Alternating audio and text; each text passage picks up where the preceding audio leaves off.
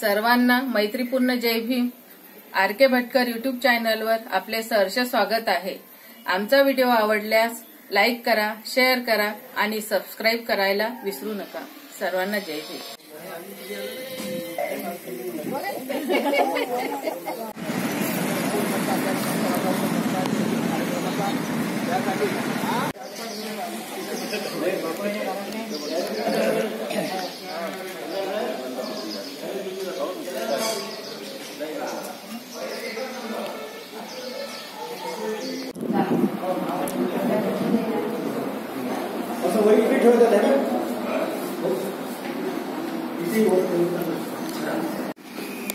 महाकारुणिक तथागत भगवान गौतम बुद्ध, विश्वरत्न डॉक्टर बाबासाहेब आंबेडकर, माता भीमाई धम्मनायक सम्राट अशोक और महामानवांना किंवा भारतीय बौद्ध महासभेच्या द्वितीय अध्यक्ष सूर्यपुत्र भैयासाहेब आंबेडकर,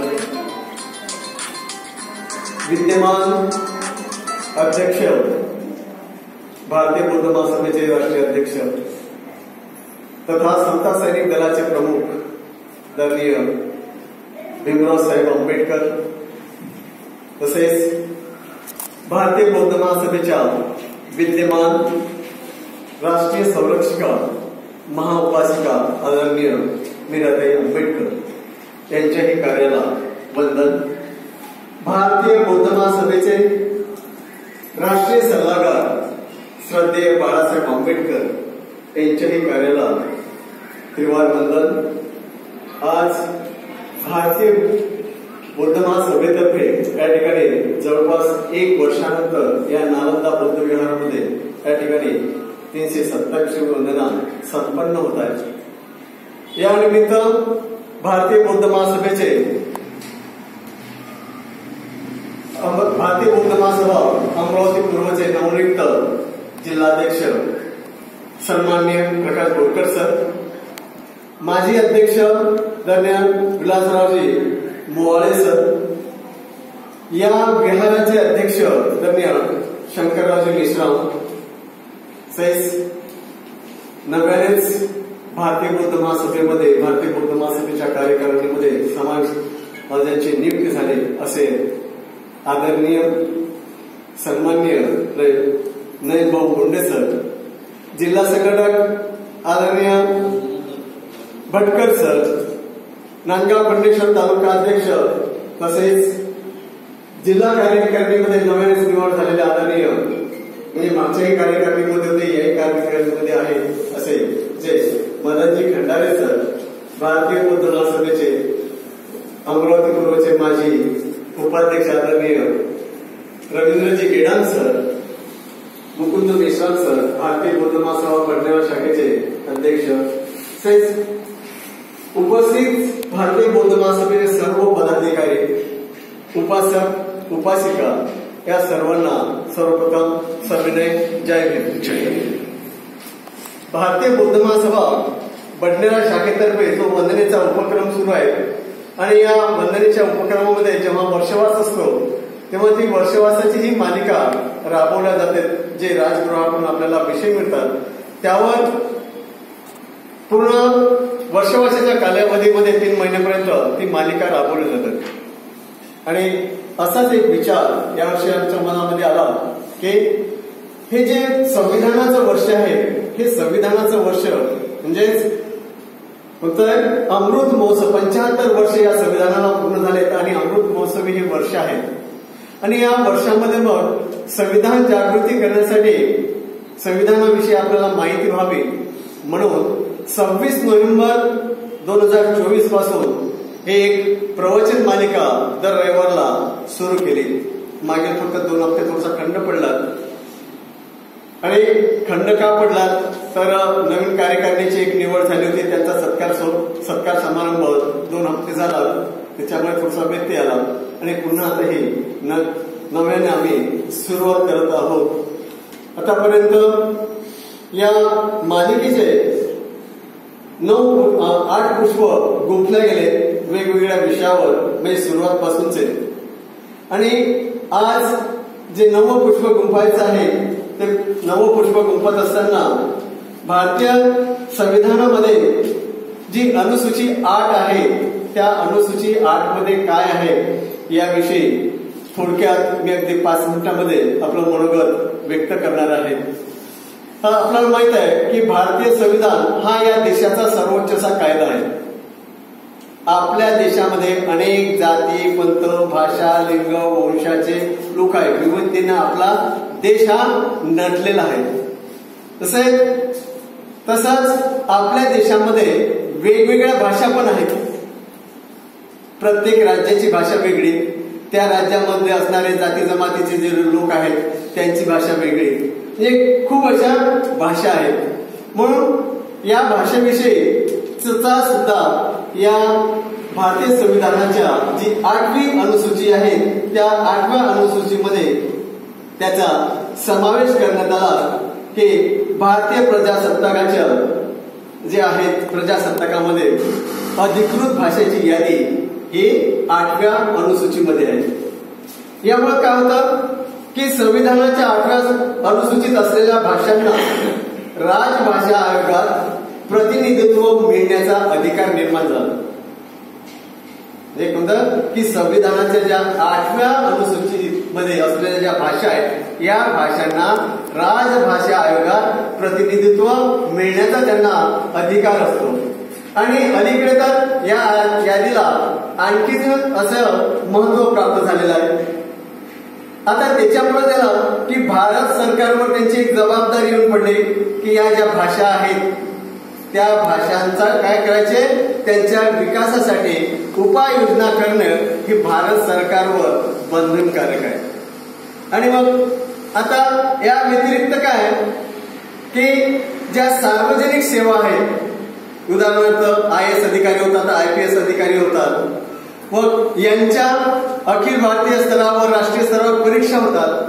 त्या परीक्षेमध्ये काय की त्यांना त्यांच्या राज्याची जी भाषा असेल त्या भाषेमधून उत्तर लिहिण्याची मुभा आहे. उदाहरणार्थ महाराष्ट्र आहे, महाराष्ट्रातल्या एखाद्या व्यक्तीने जर ठरवलं की मला IPS व्हायचं IAS व्हायचंय तर त्यांच्या ज्या पहिलीपासूनच्या प्रिलियम पासून ज्या परीक्षा असतात तर शेवटच्या परीक्षेपर्यंत तो त्या मराठी भाषेमध्ये उत्तर आपलं ते देऊ शकतो. अशी सुविधा त्यामुळे आलेली आहे.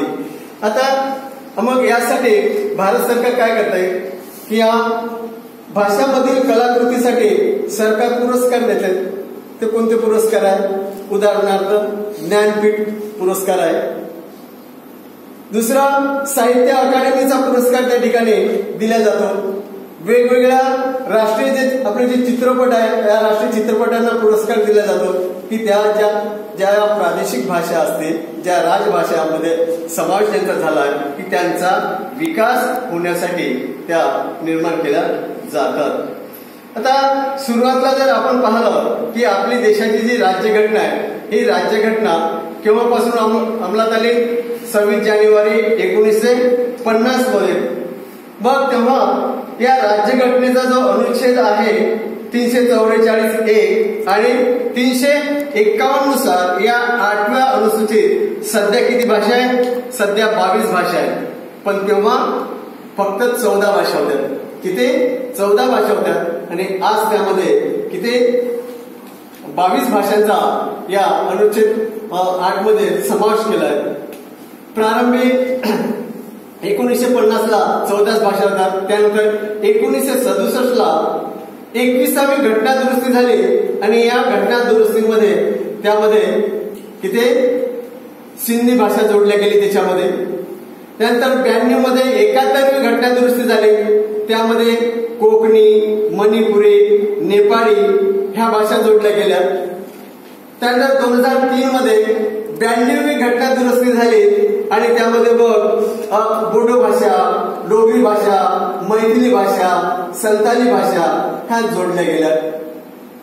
2011 मध्ये 96वी घटना दुरुस्ती झाली आणि या 96वी घटनानुसार जी ओडिया भाषा होती तिचं नाव उडिया केलं.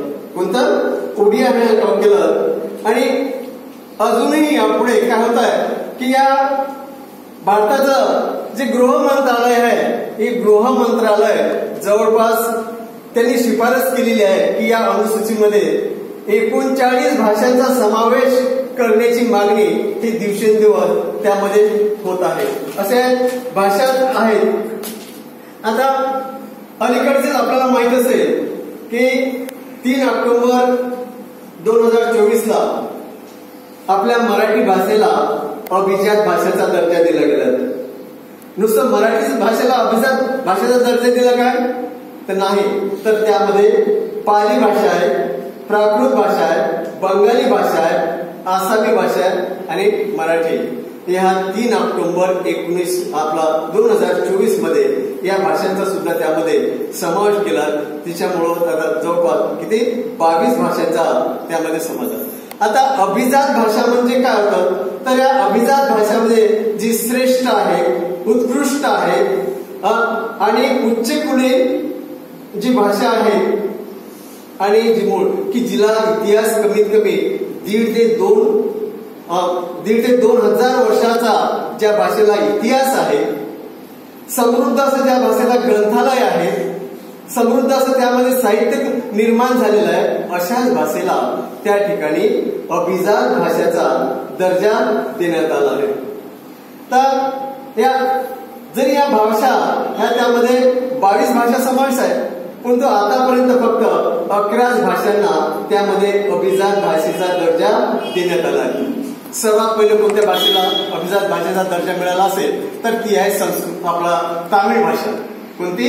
तामिळ भाषेमध्ये सर्वप्रथम या अभिजात भाषेचा दर्जा मिळालेला आहे. त्यानंतर संस्कृत भाषेला मिळालेला अभिजात भाषेचा दर्जा 2005 मध्ये पासून जर विचार केला त्यामुळे प्रसाराची भाषा हे मागधी भाषा म्हणजे तिला पाली भाषा म्हणतात, प्राकृत भाषा, तर ती तेव्हापासून प्रचारात आहे 2500 वर्षापूर्वीपासून.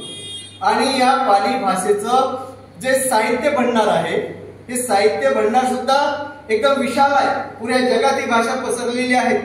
विनयपीठक, त्रिपीठक ज्याला अधिधम्म पीठक म्हणतो, यामधून या पाली भाषेमधूनच बौद्ध धर्माचा प्रसार आणि प्रसार केलेला आहे. परंतु आपल्या या देशामध्ये आता कधी 3 ऑक्टोबर 2024 रोजी या मराठी सोबत पाली भाषेला सुद्धा अभिजात भाषेचा दर्जा मिळालेला आहे. की खरोखर पाली भाषेला अभिजात भाषेचा दर्जा मिळणं हे आपल्यासाठी गौरवास्पद आहे, अभिमानास्पद आहे. कारण यामधून बौद्ध धर्माचं जे साहित्य आहे या बौद्ध धर्माच्या साहित्याचा विकास करणं, प्रसार प्रचार करणं याची नैतिक जबाबदारी ही भारत सरकारवर येऊन पडलेली आहे. जसं मराठी भाषेसाठी करतायत, अनेक मराठी भाषिकांना खूप आनंद झाला तेव्हा दर्जा मिळाला, तर तसंच आपल्या पाली भाषेचे जे अभ्यासक आहेत त्यांना सुद्धा खूप असा आनंद झाला. आपल्यासाठी गौरवास्पद आहे की पाली भाषेतून आपल्या या बौद्ध धर्माचं जे आहे प्रसार आणि प्रचार हा जगभर तर झालेलाच आहे, परंतु अजून तिचं जे डेव्हलपमेंट आपल्याला करायचं आहे ती डेव्हलपमेंट करण्याची जबाबदारी ही भारत सरकारवर आहे. अशा प्रकारे ही 8वी अनुसूची आहे की ज्यामध्ये भाषांचा समावेश केलेला आहे. तर आतापर्यंत आपण शांत चित्तानं आपण ऐकून घेतलं त्याबद्दल मी आपला सर्वांचा ऋणी आहे. अजून एक सूचना आता हे करायची होते की सध्या आहे संपूर्ण देश पेटून उठलेला आहे आणि त्या ठिकाणी अगदी 2 दिवसापूर्वीची जर आपण बातमी पाहिली तर तिथलं जे सरकार आहे नितीश कुमाराचं, त्यांनी काय केलंय, भंतेजींना रात्रीच अकस्मात उठवून अशा निर्जन स्थळी त्यांनी सोडलेलं आहे आणि ते आंदोलन दडपण्याचा प्रयत्न करत आहेत. तर हे बुद्धगया महाबोधी आंदोलन जे आहे हे आजचं सुरू नाहीये, तर अनाग्रेक धम्मपाल यांच्यापासून या मागणी आहे की ती कोणते की जे बुद्धगयाचे बुद्ध विहार आहे हे बुद्ध विहार कोणाच्या ताब्यात द्यावं, आपल्या बौद्ध लोकांच्या ताब्यात द्यावं. ही मागणी बरोबर आहे की नाही का? आणि त्यासाठी भंतीजी मरण उपोषणाला बसलेले आहेत. 15 दिवस झालेले आहेत, म्हणजे 12 तारखेपासून ते सुरू झाले. म्हणून प्रत्येक जिल्ह्यात, प्रत्येक या संपूर्ण देशामध्ये हे आंदोलन पुन्हा एकदा पेटून उठण्यासाठी आपल्या अमरावतीमध्ये सुद्धा भारतीय बौद्ध महासभेतर्फे 4 तारखेला कलेक्टर ऑफिसला निवेदन द्यायचं आहे. त्यासाठी लाखोच्या हजारोच्या संख्येनं आपापल्या नगरातील लोकांना त्या ठिकाणी निवेदनाकरता आणण्याकरता आपण प्रयत्न करावे. आपण स्वतः हजर राहावे, आपल्या कुटुंबियासहित आणि आपल्या परिसरातील नागरिकांसुद्धा त्यामध्ये सहभागी व्हायचं आहे. वेळ संपल्या 12 वाजता जिल्हाधिकारी कार्यालयावर त्या ठिकाणी जमायचं आहे. दुसरं, उद्याला सुद्धा एक आंदोलन आहे की ज्यांचं नेतृत्व संपूर्ण भिक्षू वर्ग करत आहे. 11 ते 5 पर्यंत जिल्हाधिकारी कार्यालयामध्ये त्यांचं धरणे आंदोलन त्या ठिकाणी आहे. तिथे जर आपल्याला जाता आलं तर त्या भिक्षुगणांना आपण निश्चितच त्या ठिकाणी सहकार्य करावं असे मी आपणास एक विनंती करतोय. आव्हान नाही, विनंती करतोय की आपल्या अस्मितेचा हा प्रश्न आहे. आपण संघर्ष केल्याशिवाय, चळवळ केल्याशिवाय आजपर्यंत आपल्याला काही मिळालेलं नाहीये. म्हणून आपल्याला हजारोच्या संख्येने त्या ठिकाणी सहभागी व्हायचं आहे. एवढंच मी बोलतोय. धन्यवाद. जय हिंद.